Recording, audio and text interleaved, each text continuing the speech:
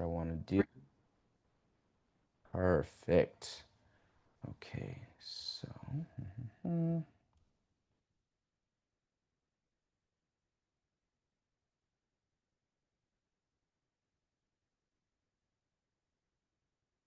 share screen.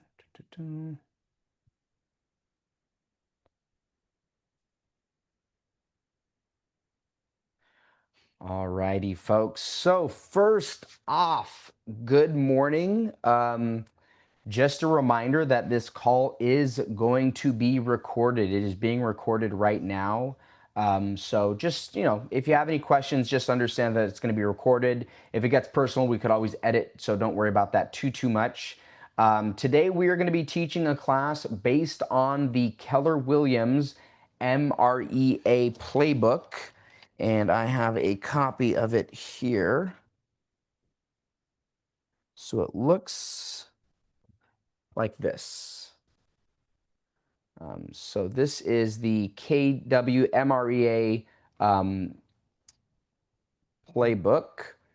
And today we're going to be on page 50 of this book today. And it is all about building a listing-based business from your SOI, your sphere of influence. So first of all, this hits on two things that are near and dear to me. Number one is being listing-based. When I got started in real estate, people kept saying the same phrase to me over and over. They would say, list to last, and I could not figure out what they were talking about. List to last means that when you own the listings, you own the market. You are controlling the market when you have listings. When you are working with a buyer, they may want to look at 15 different homes. You may write an offer on 4 or 5 of them, and you could very well be accepted 0 times out of all that. So It's right now. It's live. I'm going to mute that person. So just understand, guys, that listing is how you're going to last in this business. We already know that from a time spent, you are going to spend way less time with a listing. Okay. Now, what I mean by that is if a buyer wants to see a property that's in La Cañada, or if a buyer wants to see a property in Upland and then they change their mind and they want to see the property in Long Beach, you are going to be running all over town for one client. When you have a listing, it's all central. So you can schedule how many times you're going to drive out to that. So today we're going to be talking about listings. And then the second thing that's near and dear to my heart is sphere of influence. If you have a sphere of influence, you have a huge benefit.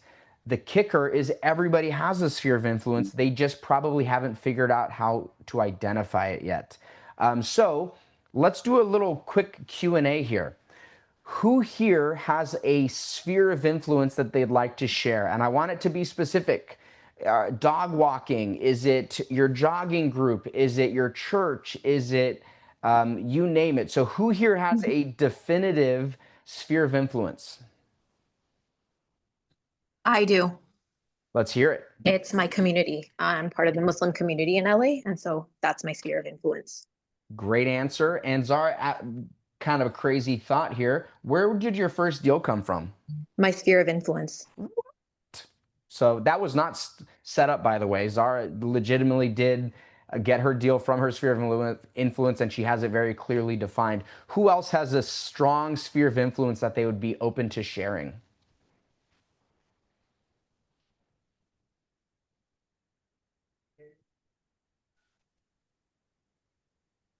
No one, huh? Man, we're such lonely people. So sad. None of us have any friends. None Well, of us. I don't know if that matters, but I work in a restaurant. I mean, I don't know if I can mix the businesses, but in theory, that could be a sphere of influence. Absolutely. Now, let me take some liberties with that, because I think some people may say, well, just because somebody comes in for a dinner doesn't mean they're going to be looking to purchase a home, which could be correct. I think it's a little different. If you're a barber, I'll go off in a different profession. If you're a barber, it might be a tough sell to say, hey, yeah, let me cut your hair. That'll be $35.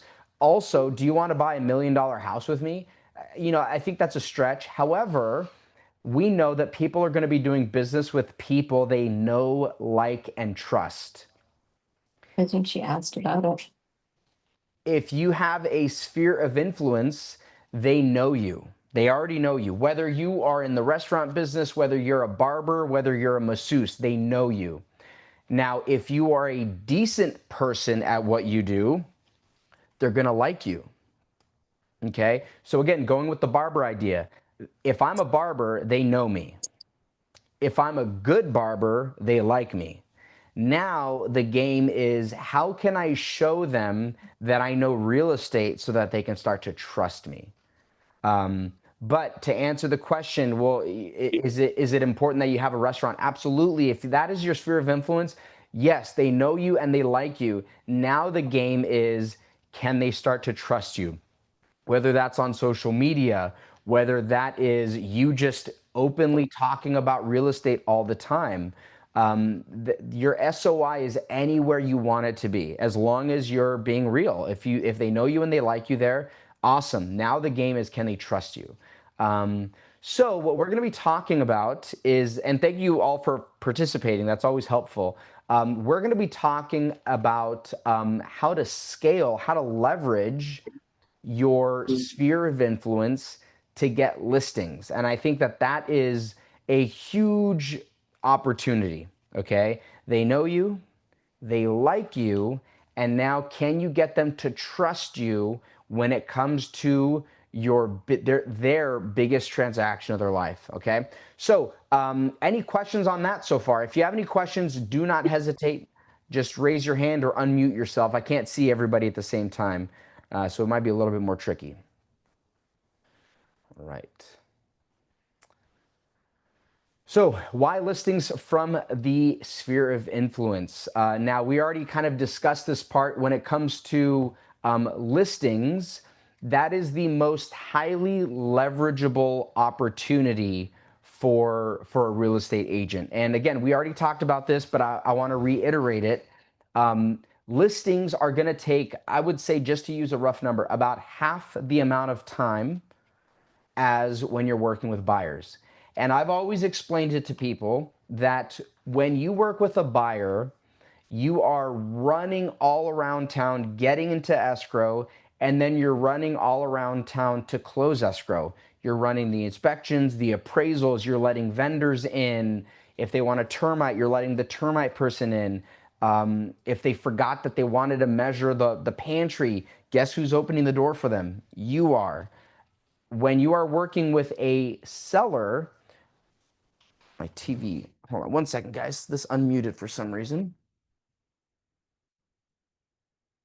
When you are working with the seller, you're going to drive out to that property for the appointment, of course. You're going to drive out for the photographer. Ideally, that's when you put in your lockbox. You're going to do your open houses, which is essentially where buyers are walking into your listing. And that might be all the amount of driving that you're going to do over to the property. So from a leverage standpoint, if you have a family, if you have young kids, if you have a special need at home that you need to go help with, listings are going to be the best route to go. Business is literally running for you. Buyers are going to the properties with their agents, trying to get the opportunity to open escrow with you. So it is 100% different than working with the buyer.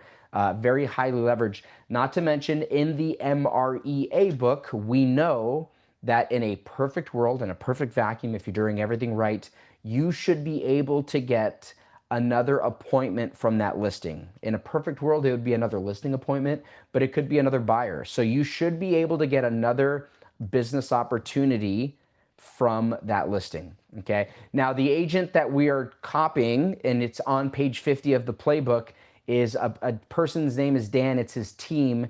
They got 168 listings that were 61% from sphere of influence. And I want us to understand something here, because if you are going to do 3 transactions, it's not a huge number. It could be big for you. It's not a huge number. To get that from your SOI is expected. But when you reach the numbers of over 200 transactions, 300 transactions, to get 61% from your SOI is impressive. Okay, that is very impressive because that's a lot of leverage. That's keeping costs way down. Okay, so open-ended question, class question for everybody. What percent of your business came from your SOI last year? And I'm going to adjust this because I see the audience that we have today. My question is, what percentage of your appointments or business, so we're going to say escrows or appointments, came from your SOI last year? What do we got, guys? Don't be shy.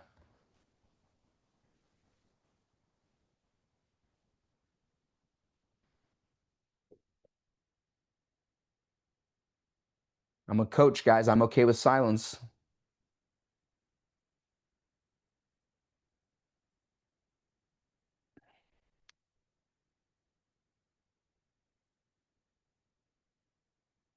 No one got any appointments. Is that what happened?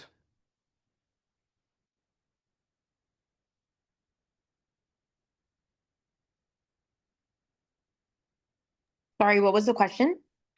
Question is, what percent of your appointments or business came from your SOI last year? And by last year, let's say the last 12 months.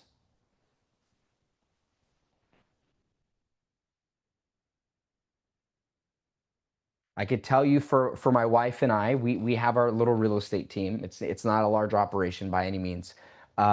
We got one transaction, as a team, we got one transaction. We spent little to no time doing lead gen because I'm the team leader here at Pasadena. She's a teacher and summer just started, so she's right into summer school. So we have two toddlers. So to really dive into our real estate team isn't in the cards right now. However, having said that, we actually got two pieces of business over the last 12 months, and 100% of that was from our SOI, meaning we didn't spend any money for leads.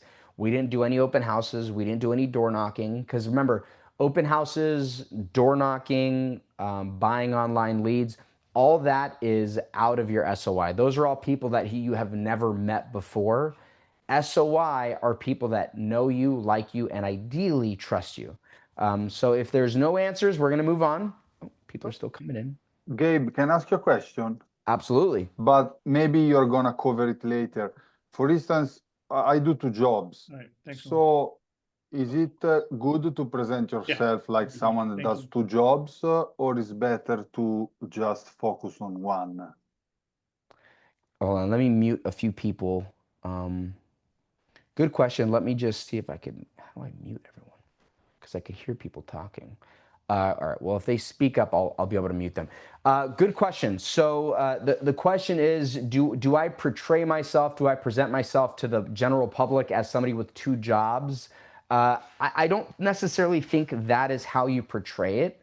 I think you become, and this is stealing from Gary Keller and Jason Abrams, you become the economist of choice. And let me give you an example of that. Over the last year, there has been multiple times where there is uncertainty. And I'll give you some examples.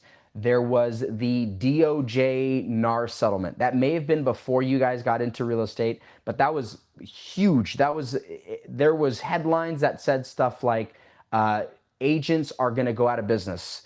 There was headlines that said sellers are no longer paying commission. There was just a lot of unrest.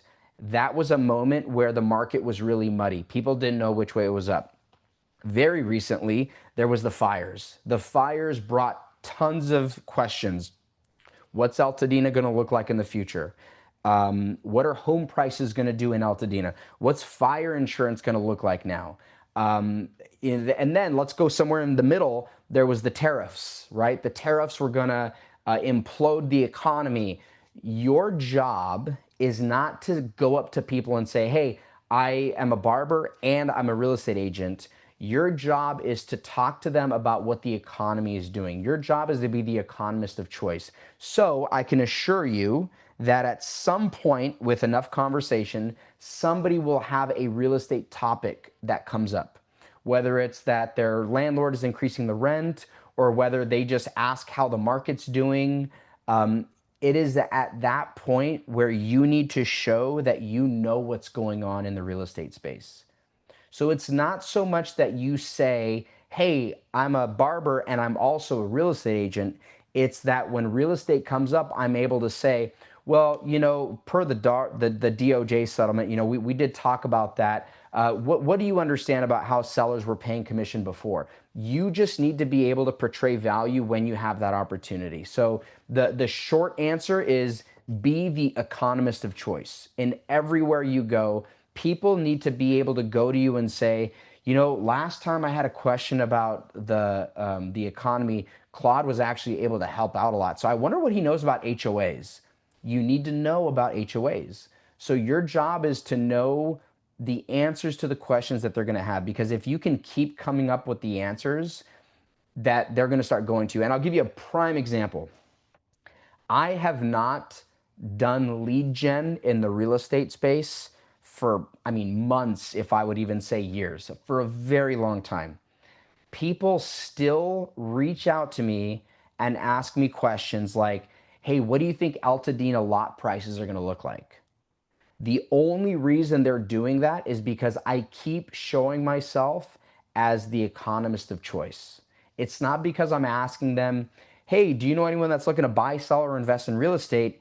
It's simply that when there is unrest and unclarity in the real estate space, I raise my hand and I say, hey, here's what you're probably reading about. This is the truth. The Altadena market, this is what's going to look like. Or when it comes to HOAs, this is what you should know about HOAs. So to answer your question, Claude, it's not so much that you go to people and say, hey, I'm a real estate agent. Do you know anyone that's looking to buy, sell, or invest in real estate? It's, are you bold enough to start asking people like, hey, so, ask me something about the real estate market. What have you been hearing? And there's something that I've learned as I've gotten older is everybody wants to talk about real estate. Everybody does. They will talk about how good it is, how bad it is. They'll talk about if they're sick of their landlord, if they're sick of their HOA. Everybody wants to talk about real estate. It's your job to be the restaurant person, the barber person, the masseuse person, that when a topic comes up, you lay on all the information that you know. You educate them. So does that answer your question, Claude? If it doesn't, Yeah, it's really good. Thank you, Gabe. Yeah, no problem.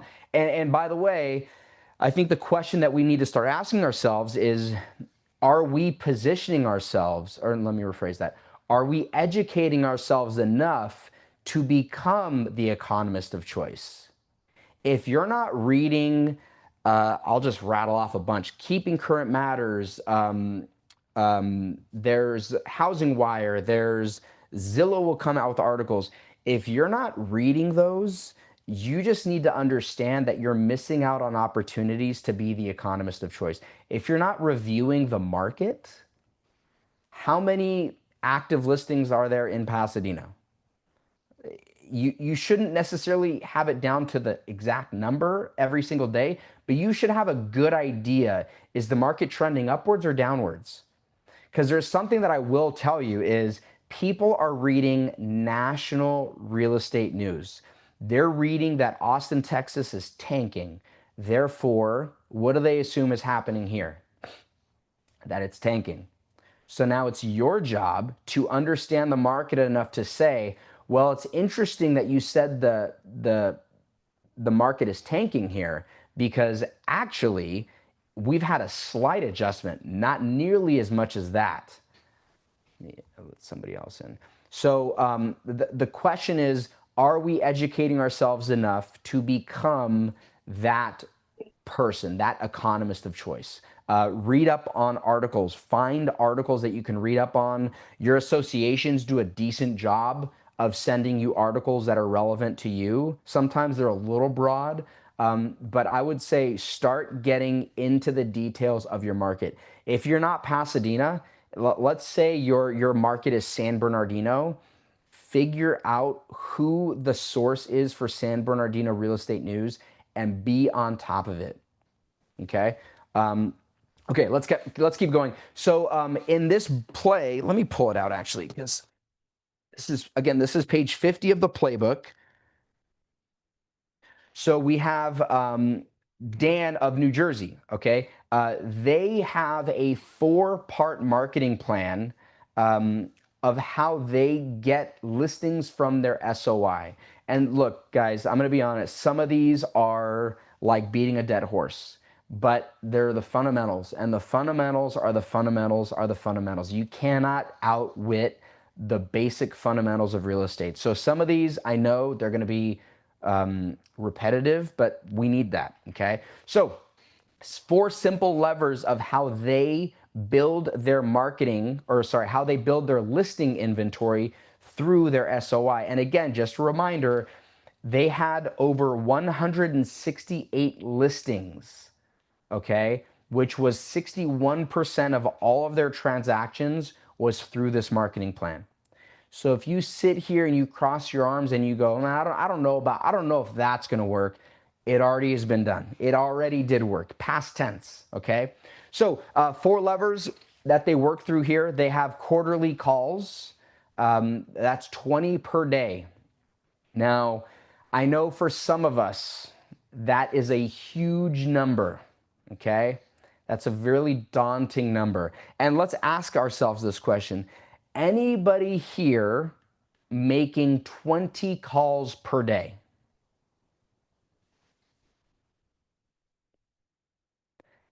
Is anyone making 10 calls per day? Is anyone making 5 calls per day? I am. Okay, so we're at 5. I'm afraid to go lower. So and this has always been 5 for me. 5. Sorry, There. right, Gabriel. Sorry. That's okay. Thank you for adding. So 5. Okay. Now, if you've been in any of my classes, I am a fan of progress, not perfection. What I have seen people fall into, and this is in every space, this is in real estate, entrepreneur coaching, fitness, you name it. People will chase the perfect number, and when they cannot hit that perfect number, they get discouraged and they quit. They'll do 20, 20, or whatever the number is. They'll do 20, 20, 20. They miss a day and the wheels fall off. Everything just falls apart, and they stopped at 60. Whereas if you had somebody that did 10 per day, at day 6, they're already tied with that other person, but they're able to keep that momentum going. So I'm not saying you need to do 20 per day. That would be amazing, okay? But if you're sitting in your seat thinking, I'm doing 0 per day, I'm not going to be able to do 20 per day, do 5. Do 5 every single day. Promise yourself that you will do 5 every single day. And then, I'm not saying settle for that. Once you are hitting 5 per day consistently, make it 10. And do 10 per day consistently. Again, I'm not saying settle for that. Once you've done that for a while, go to 15. Okay, it's like a muscle. You just have to practice before it's not daunting anymore. Okay, so they're doing quarterly calls, 20 per day. And by the way, we're going to talk about what that looks like, because I know for some of us, if your SOI is 200 people, it's a little daunting of who do I call when. We're going to talk about that. Now, they also do 4 client events per year. Okay, so a quarterly client event, I don't know if personally, I don't know if I would do it quarterly, because the end of the year, in my opinion, is a great time to do. You got Thanksgiving, you got Halloween, Thanksgiving, Christmas, New Year. So there's actually a lot of stuff in the fourth quarter, in my opinion. But they do 4 client events per year. Has anybody here done a client event yet? Now, we've done classes on this before. Oh, someone's coming in. Not yet, but I plan on doing some. Talk to me about that. What would it be if you did do one? There was It's a long story, but basically, like a fair where everyone comes and like sets up tables and stuff like that. Mm-hmm. I was planning on organizing one of those for our local community and then having a booth set up there and giving away like one prize or something. But that was just like one and not a specific client event yet. That would just be like having people over. Um, because I also thought about I could also partner up with someone, whether it's like someone from the in finance or a lender, and then have like an event with that person. So like I've thought about like two of these events that I could do. Perfect. Yeah. So, Zara, you actually touched on a few things, and we've talked about this in past event classes, and you kind of brought it up. So I'm gonna run with it. If you can piggyback off of, if you can piggyback off of someone else's event, or B, kind of just latch onto a bigger cause, you're going to take a lot of stress off of yourself. And I'll give you an example. So there are farmers markets. Okay, Monrovia does a farmers market every Friday. I have no idea what it looks like to be a vendor there, so let me cover myself there. But that would be a very easy event to do, where you market it to your SOI. You tell them to come visit you at the farmers market. You're also exposed to hundreds of people, and you don't have to worry about all the logistics. So something like a farmers market, really simple. Partnering with a vendor. So I'll give you another example. Home warranty vendors, lenders to an extent. There's tons of vendors. I won't even try to name them, but you can partner with vendors, being careful with RESPA violations, and vendors would love to do that stuff, okay?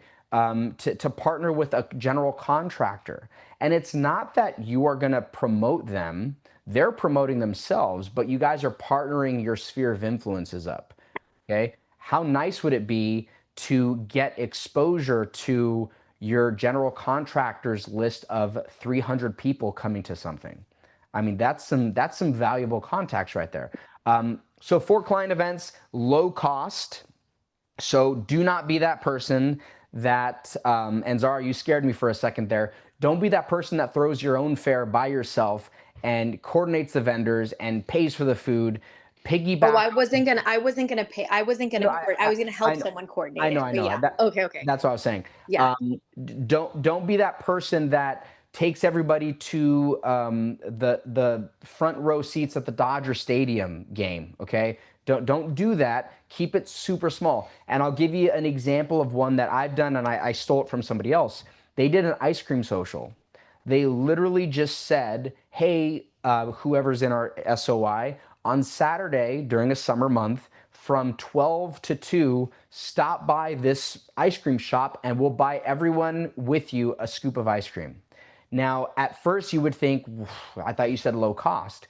I think that cost $100 when we did it.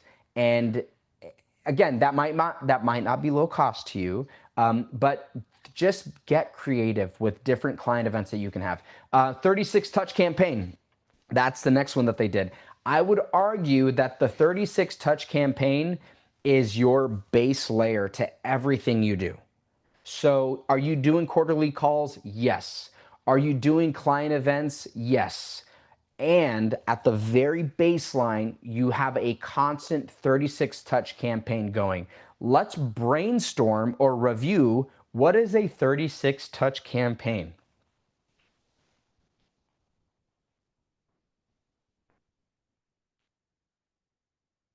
You guys are hurting my heart here.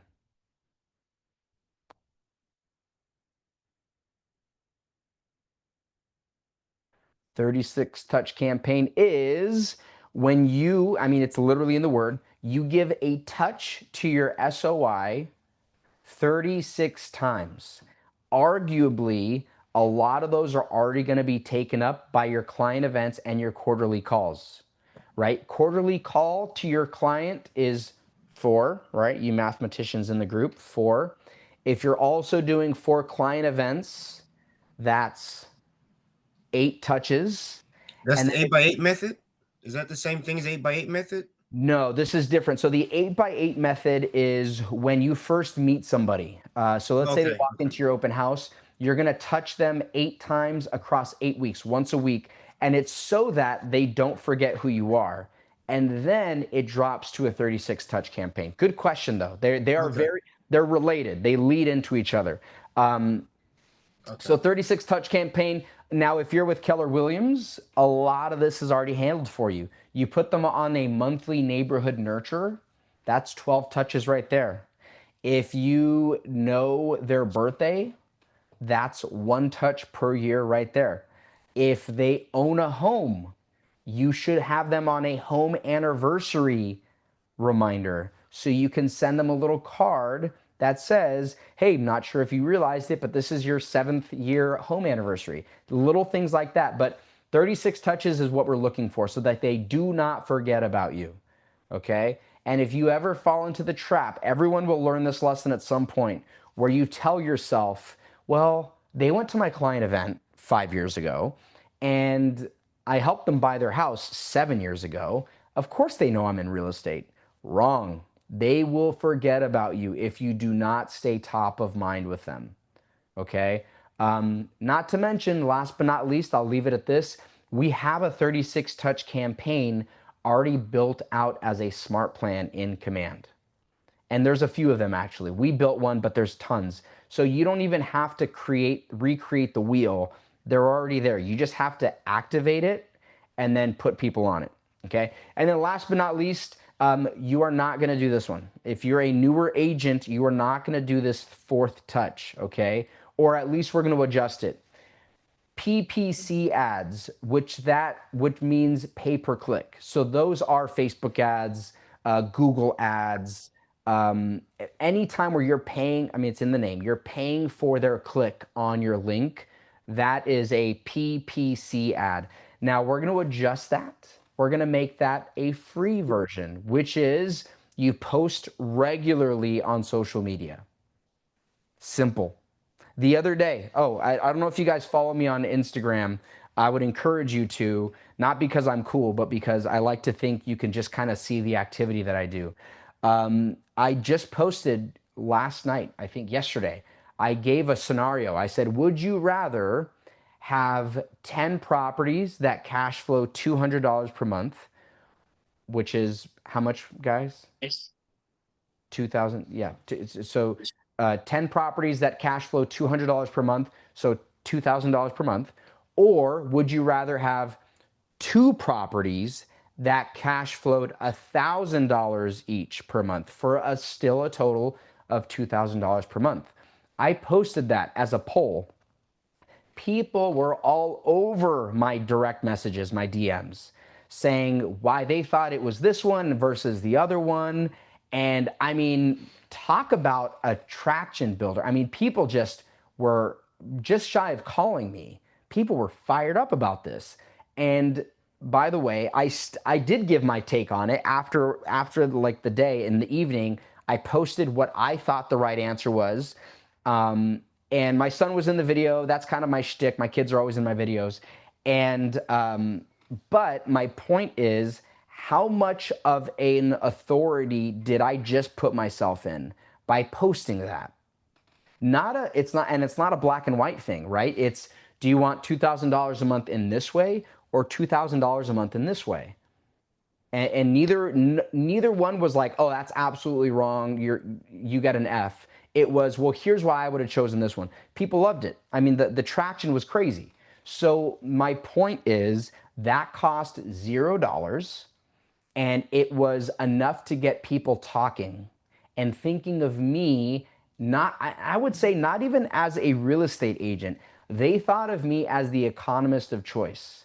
So when something comes up in the economy, maybe since this was about rentals, maybe a new rent law comes into play and they have a question about rental laws and rent control and whatnot, they're probably going to come to me and ask. Okay, so that is the free pay-per-click that we're going to be discussing. Any questions on that? All right. So let's keep going. Those 36 touch campaign. So it's comprised of these things, and we already touched on some of these things. 12 emails, super easy, guys. Monthly neighborhood nurture. 4 quarterly calls. We're going to explain what the DTD2 system is in a little bit. 4 client events. 4 personal notes, and these, again, these should be some easy ones. Birthday, home anniversary, and the last 2, guys, don't overthink it. Send them a handwritten note that says, I mean, my touches are quite different, and I can assure you of that. My touches will say things like, saw an ugly dog and I thought of you. I have legitimately written that note before. You know, most of my friends will get a text message from me that says, and I quote, happy birthday, ugly. I mean, so my touches are very, very personalized, but yours could be your own touch, okay? If you really like poetry, send them something that you thought of. Write it down and send it to them, okay? For social media touches, this is getting a little bit more new age. Sending them DMs, tagging them, commenting, sending them memes. I'm not being funny. Like, these are things that people are doing for touches, okay? And then 8 value add touches. So this could be Merry Christmas text, Happy New Year text, Happy Hanukkah text. It could be, I mean, you name it. You could be sending them text messages. At the end of the year, I've always tried to get people to do this, but I know it's a lot of work, so maybe they don't. But everybody in your database, your sphere of influence, you should have tagged as a homeowner, okay? And that in and of itself should tell you that at the end of the year, you want to send them a CMA. Don't call it a CMA, okay? They don't know what a CMA means. And if you tell them that it's a CMA, they're probably going to think that you're trying to get them to sell their house. You're not doing that. All you're going to do is you're going to send them a CMA that says, this is how much your home appreciated year over year. Or since you bought your home, this is how much equity you've added. But you're going to send them something of value 8 times. Okay. And do you guys see how that adds up to about 36, right? 4, 8, 12, 24, 28, 30, 36 touches. There you go. And honestly, guys, personally, I don't want to change something that's working for another team. For client events, that's not one touch. And I don't care what anyone says. You're going to send them the invite. If they show up, that's a touch in and of itself. If they don't show up, you're going to call them and say you missed them. If they showed up, you're still going to call them afterwards and say it was great seeing them. So a client event is probably 2 to 3 touches per client. So I may consider taking that away from the 8 value add touches, maybe sliding a few up from the 8 value add touches to the 4 client events and add that as an extra touch. But again, all that matters, guys, is that you're doing this, okay? So this is how we stay top of mind. When they think of you, they think of real estate. When they think of real estate, they think of you. And the last thing I'll say on the client events, our recent closing that we had, I think it was in January, it was from someone in my SOI, in our SOI. And the reason I'm convinced they thought of us is because 2 months prior, we had sent them a client event invite. It was we design it on Canva, we print it, and then we mail it. We do the old school hard mailer to invite them to the event. And they didn't come. They didn't even respond, but they sent us a referral 2 months later or a month later. And I would argue it wasn't because they didn't want to come to the event. They probably had something come up, but it put us in top of mind for them. And shocker, something came up, they thought of us, and they connected us, okay? Okay, so 4 client events per year. We did touch on this. I'm just gonna briefly touch on it again. So 4 client events per year. This is to build loyalty, deepen relationships, and stay referable. One of the best events you can ever have is one where you encourage them to bring a friend. And that could be a wine tasting. We've done photos with Santa. which if you can convince somebody in your SOI to bring another family to come take a picture with Santa, you'd be hard pressed to find a better lead gen tool. And by the way, stay on Facebook. I know people will say negative things about social media, but stay on social media and monitor or stalk other real estate agents, because you'll start to see trends of things that they're doing that are working. And I'll give you a prime example. 5-10 years ago, it was trendy to have photos with Santa. At some point, like 3 years ago, it became trendy to do photos with the Grinch.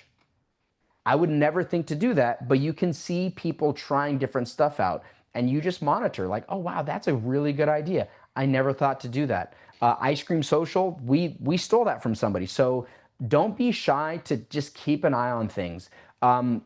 Event ideas, low cost, high touch. These are just ideas, guys.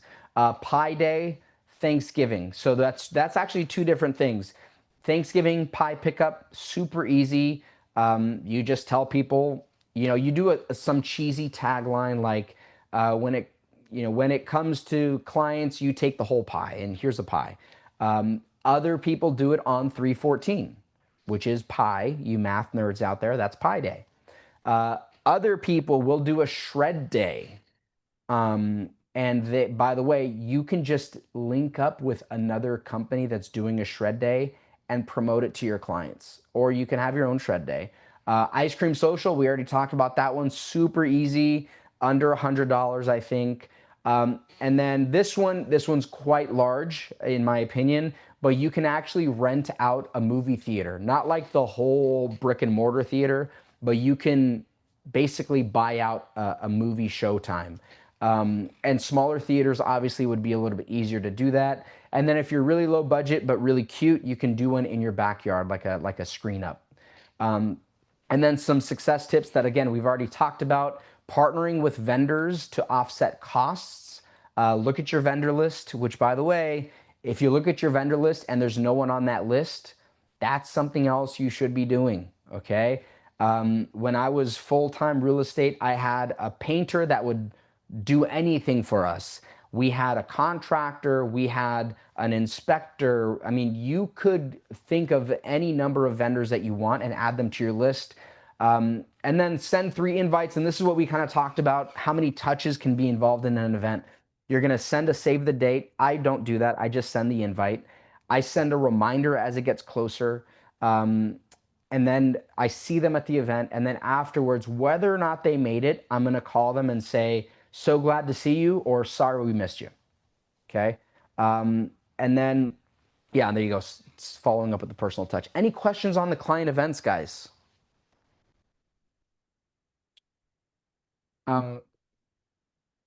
We had one person ask, it was a good question. They said, we got them to do an event a year ago, and they had never done an event. They were a fairly successful agent, but she was so shy about doing it. She was convinced nobody would come. And she was dreading that embarrassment if nobody came. And the way it was phrased to me is, if you have 5, let's say you only have 5 people show up, that is going to be one of the most memorable things for them. They're going to remember that event. They're going to cherish that event. They're going to appreciate that they were in that small group of people that were invited. And just on the flip side, let's say you did have an ice cream social and you had a sphere of influence of 300 people, okay? What would happen if 300 people came to your event?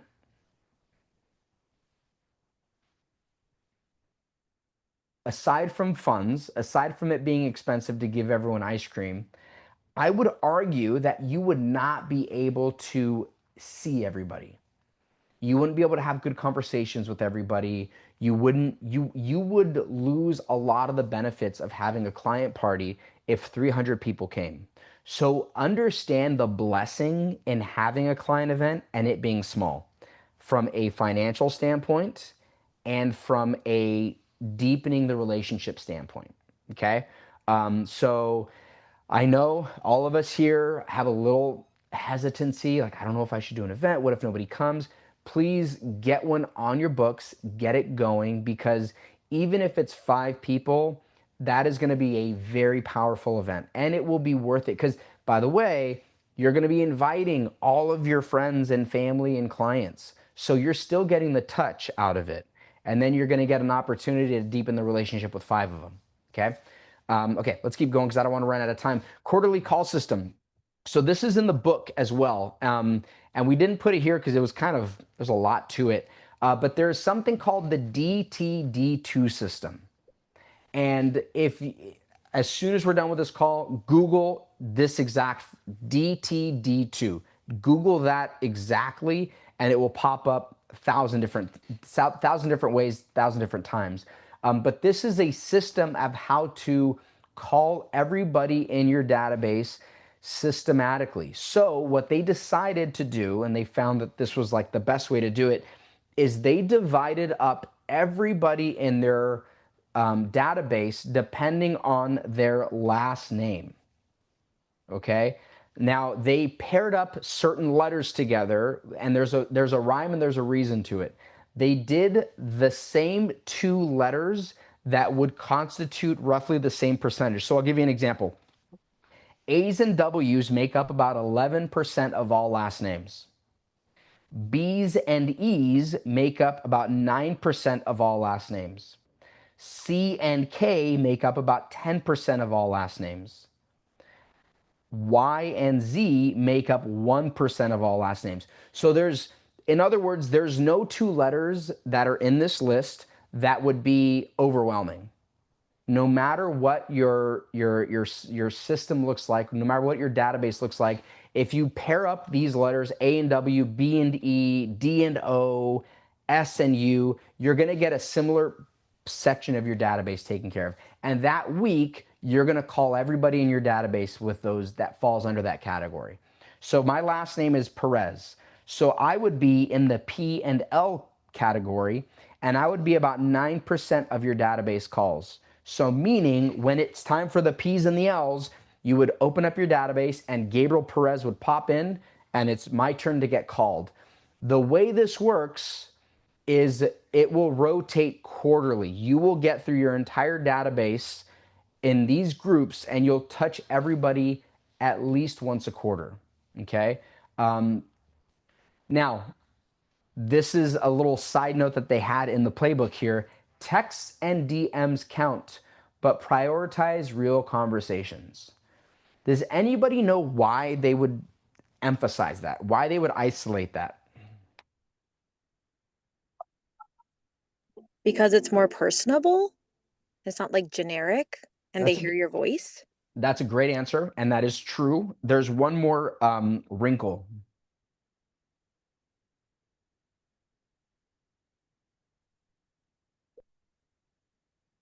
There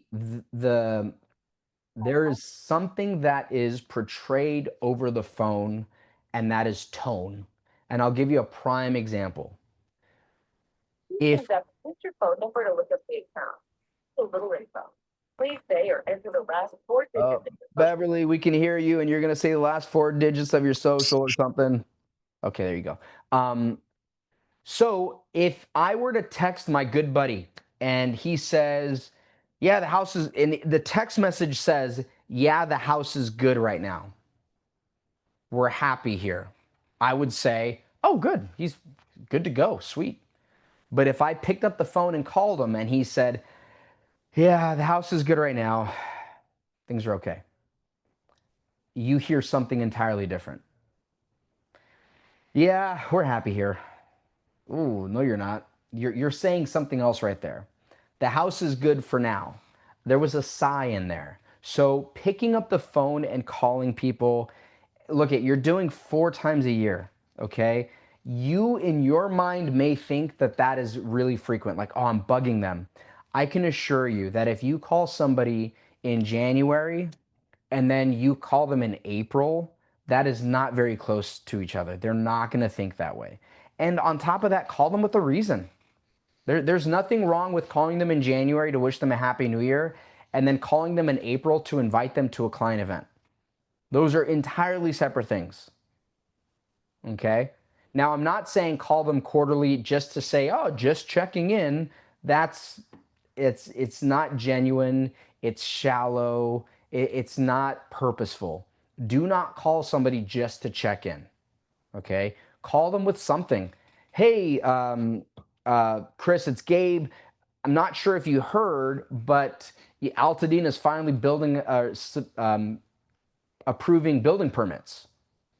Okay, thanks for letting me know, Gabe. Yeah, man, if you have any other questions about the market right now, I know the fires kind of threw a wrinkle in there, but let me know if you have any questions. Okay, cool. Thanks, Gabe. Appreciate the info. Appreciate the update. You're welcome. So it's going to take some doing, right? You might have to do a quick Facebook. You might have to do a quick Facebook stock. Okay, one of our good friends, they just had a baby, and I'm gonna call them without making it weird, like, hey, I saw your baby online. I'm not saying do that, but they might be more open to family conversation. Let me see, someone came in unmuted. Just a side note on that, Gabriel. Yep. This is probably one of the best times to, if we haven't checked with people, because all the graduation seasons, that's Yes. the perfect time. Yes, graduation season. I guess it's kind of in the name itself, but what D's of real estate is graduation? Hey, Crystal, good morning. My name's It is diplomas. There's a lot of people that moved into, I don't know, Glendora for the school system. And now their kids are going off to who knows where, and they're empty nesters paying a higher price for a school program, a school district that they're not using anymore. It may not be that they're ready to move, but maybe they're curious of what more they can do with their dollar if they downsize into a school district that doesn't matter to them anymore. Okay. Okay. So let me see. Okay. So time block your one thing. I think I've shared this before, and I'm going to pull it up on my phone because I keep guessing and I don't want to guess.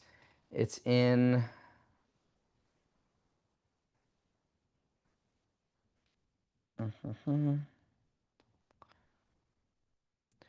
It is a statistic of when people will actually do things that they say they're going to do. So, I can't find it now, of course. So there's a statistic that showed that when somebody was, they were not educated, they weren't time blocked of how they were going to accomplish something. It comes as no surprise that like 33% of the time they were actually successful. It was a very small percentages of the time. But then they did another study, another group in this study, and they said, okay, well, we're going to educate them. We're going to equip them with how to do this thing. I think it was weight loss with exercise and all that stuff. We're going to educate them on everything. We're going to teach them how to do it. We're going to show them the ropes. Those groups still had about a 35% success rate. And it wasn't until they were educated and they wrote down when and where they were going to do their activities, whether it was weight loss or running or exercise. Suddenly, when they decided on the place and the time, they were about 85% successful. And what that always spoke to me isn't the first group. The first group, I think we all know, if you're not educated and you're not disciplined, you're not going to do it. Like, that's kind of common sense. But to me, the big contrast was, oh, wow, even if you know what to do, even if you know how to do it, if you don't time block your time, your place, how long, you're just as likely to fail as that second group. So my question for us is, are we able to time block this one thing? Okay. And the most simple, straightforward is the 9 to 11. I think everybody says that, or they say 9 to 12 for 3 hours. I hope I'm really clear on my philosophy on things. I think that perfection is the opposite of good. So if you're going to sit there and say like, Well, I can't figure out 3 hours every single day, Gabe. I have a full-time job. I have, I have to do the restaurant. I have to do I have massage therapist clients. Like I can't do that. That's okay. Can you do 1 hour a day every single day? No, Gabe, I can't because I'm a nurse. I work. Okay. Can we do 1 hour every other day? If that's what you can do, then make that appointment with yourself. I'm a substitute teacher and I work Monday, Wednesday, Friday. Perfect. So Tuesdays and Thursdays, let's time block a 10 a.m. to 11 a.m. slot. And then on Thursdays, because you have a little bit more time, let's do 10 to 12. And stick with that. Don't veer from it. 5 contacts, 10 contacts, whatever your number is, try to keep it consistent, okay? Because as this says right here, the more conversations that you have, the closer you're going to get to listings. Okay? So, time block. This is the time where I'm going to call 10 people in my database. And I'm going to try to talk about the real estate market with them if I can. And then on Thursdays, I'm going to call for 2 hours. And not only am I going to call the 10 people that I said I'd call, but I'm also going to post on social media. I'm going to schedule 4 different posts for the whole week. And that's all you did in real estate. You would become successful. Okay? So here's what we're going to do. What I would like us to do is pick 1 point from the 4 to commit to. So let's go back to the very beginning. Oops, here. Nope. There it is. So quarterly calls, client events, 36 touch campaign, or social media posting. Remember, we're changing that one. So those are what you can choose from. You can either start doing your quarterly calls. You can do an event. And by the way, this is for this quarter because we're just about in quarter 3, right? January, February, March, April, May, June. Close enough. So we're just about in quarter 3. So quarter 3, you are either going to do quarterly calls, which by the way, you should get through your entire database in this 3rd quarter. You're going to do 1 client event, or you're going to start a 36 touch campaign for everybody in your database. I don't even want to keep the social media one on. So my question for us is, which of those would we like to do? Which of those can we do? We only have a few minutes left.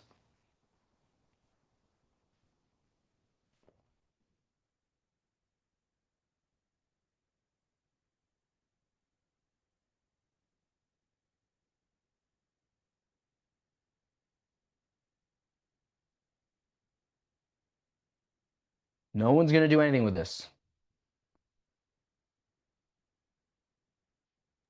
I feel like I'm the only one answering, so I was letting everybody else. You know what? Lead by examples. All right. Hey, you have a closing under your belt, so there's proof in the pudding. So what do you got? I would do the 36 touch for sure, and then the 5 to 10 calls a day. Okay. Because and we already have everybody on a monthly nurture, Good. so that's, you're already doing that. So I like that you put that, you made it easy, like you brought up that point.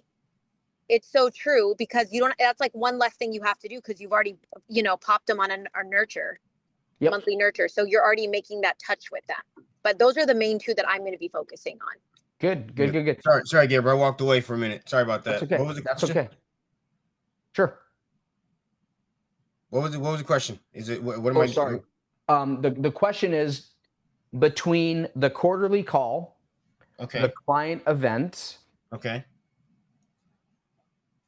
or the 36 touch campaign for the next quarter, because we have a quarter ahead of us. Technically, the quarter starts July 1st. And I'm, just so you guys know, I'm tempted to kind of get a little micro workshop group to get some wins out of quarter 3. So stay tuned on that. I kind of want to get a group together to do that. But for the next quarter, which is July, August, September, through September, which of these would you consider doing the easiest, or which one would you do? Definitely the 36 touch. Specifically really emphasizing the media touches because, like you said earlier, this is where real estate is going at this point. The client events, you had a really good one with the ice cream social. To me, I'm an ice cream person, so that's right up my alley. But yeah, honestly, I think the 36 touch is kind of it's like the butter in the muffin for real estate. As long as you're staying top of mind to somebody, they're always going to come back to you. That's how I bought my house with Keith. He kind of kept us kind of in the loop, and then here we are today. So yeah, it's I don't know, kind of self-explanatory. Good. Yeah, honestly, especially if you've experienced it. So Keith was a great poster child for you. For me, and I don't know if you guys have met him, he's not here very often anymore, Frank Ferguson. He was my commercial real estate agent when I had my gym. And I still remember to this day, this was 2012 or 2013, he popped by my gym with like a Christmas platter of like sausage and crackers. And I remember thinking like, we already did a deal together. Why are you giving me anything? And yet the very next week or the very next year, we needed to get a new commercial location. So guess who I thought of? Frank Ferguson. Gave him a call. So he probably made a decent commission as a return on that Christmas sausage platter thing. Yeah. Yeah. Let's see, Robbie Jean, I see that you raised your hand. Go ahead and unmute yourself. Right. Can you hear me? Yes, I can. This is my question because I'm so new at this and really just like the book says, working to learn. I am interested. I've had an idea for a client event and would like to do that. Can I do that? And I do not have my realtors association yet. When you say your realtors association, what do you mean by that? You don't have your you're not active with PFAR or AAR or CVAR? The NAR or the CAR? Okay, but you have your license. I have my license. Yeah, no, you can absolutely do that. Yeah, there's nothing wrong. There's nothing against that at all. To be honest, you don't even need your license to have a client event. You can have your client event for whatever reason. It's just when you start to get into, writing the contracts and negotiating prices and terms, that's when you need your license. But yeah, you don't need a license just to have a client event at all. Okay. Yeah. Okay, great. Because I'm interested in doing that for sure. Gabe, can you make sure you put what's your Instagram handle too? Because I want to follow you for like some, I want to follow you like you said earlier, your Instagram handle. Let's see. Oh, sorry, I pretend there's an @ in front of that.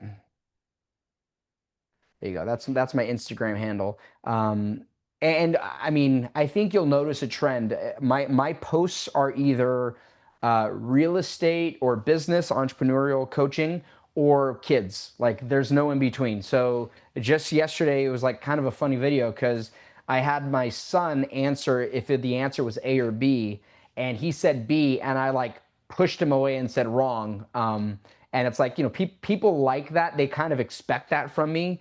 And you guys all need to figure out what it is that you're known for. What is your niche? What avatar are you serving? I don't speak big on investor. I've never really worked with investors. But that topic it came up, so I addressed it. But yeah, other than that, I'm talking about entrepreneurial business practices, real estate, the economy, and then my kids in like jiu-jitsu. So yeah, but give me a follow. David, what's up, dude? Oh, never mind. He just left. I have a question. Everybody. Oh, there he is. There I am. I was on, I'm at the office. I can see myself on the screen. Happy Tuesday, everybody.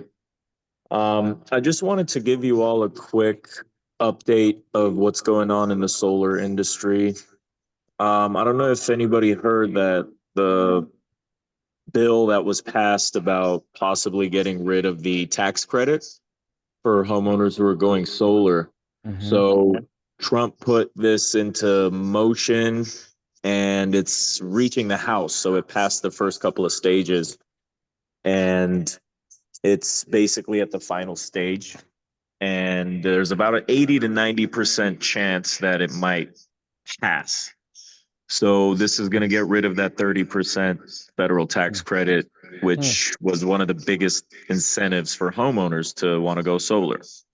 Yeah. So I strongly encourage everyone, if you have clients, you yourselves for your homes, if you're thinking about solar, if they're thinking about solar energy, now is the best time rather than later, because 2026, that tax credit may no longer be here, and it's about a 90% chance. So it's at the final stage in House to be passed. And it's So- going to hurt our industry too. So it's affecting solar professionals like myself, Yeah. you know, the construction crews, everybody. You know, it's going to hurt the industry. We hope it doesn't pass, but, you know, they're expecting it to. So David, if somebody has already had their solar panels, this doesn't go back to bite them or anything like that. This is just moving forward from the year. Okay, got it. Yeah. So I had the a question. 1 second, Beverly. I'm just going Oh, to sure. the solar topic. Great economist of choice moment right now. David just dropped some knowledge that your clients have no way of knowing, right? Unless they're following some Facebook person that could just be making stuff up. So the question is, how can you turn around and talk to people about this exact topic? Right? And this goes back to knowing, liking, and trusting. And I'm not saying you need to go into the percentages and depends on your dual income and file jointly. That's where you actually connect, David. But you need to know everything at a surface level enough to share knowledge and then pass them off to David. This is David's wheelhouse, okay? So do you guys kind of understand how just being in the room right now, being in this Zoom room, is giving you an opportunity to know things that other people don't know? Yeah. Right? So do you have anybody that's interested in solar or have been thinking about it, or somebody that owns their house that has solar? I mean, you could still talk to them about this because they're going to hear stuff. Okay. So David, thank you, man. Super timely. I appreciate it. Yeah. Thank you, guys. All right. Who? Somebody else had a question. Was it Robbie Jean? No, It was Beverly. Oh, Beverly. There you go. Sorry, I can't see any. I just see the names. Oh, sure, no problem. So, on the subject of the solar panel, you know, everyone's aware of the Eden Canyon fire, many homes lost, burned down to the ground, but some of which were part of the program. And I'm just wondering, curious how that impacts. I've heard some pros and cons about it. And then the upcoming rebuilds, they are there are requirements that you must have solar panels. So, just wondering what your thoughts are in your research, David, on that. Dave, are you still within? There's many lots for sale, things like that. So, you know. Well, I'll tell you what. If David doesn't get to it, we will make sure. So we have our team meeting next Tuesday. David will most likely be at that team meeting, so he can address that.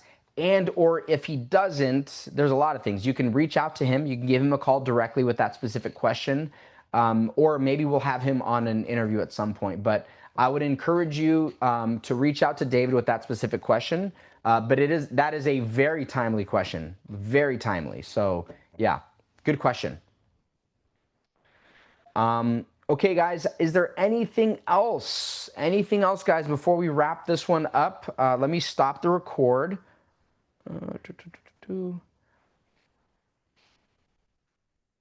One quick question, Gabe. Yes. So for instance, the 20 calls a day. Yep. A person needs to have 20 people to call every day in the database.